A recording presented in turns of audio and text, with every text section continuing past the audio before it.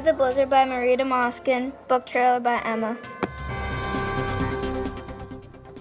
Hi, my name is Katie. One day I woke up. I looked out my window, there was a blizzard. I went to check on my mom, she's sick in bed. She told me to take her locket to the pawn shop. But then she realized her father was not home from work.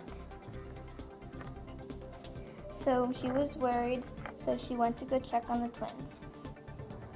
I need you to take the pin to the pawn shop, my mom said. Okay, so she went out in the blizzard.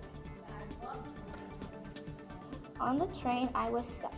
It stopped. A guy gave us a ladder to get down. When I got to the pawn store, it was closed.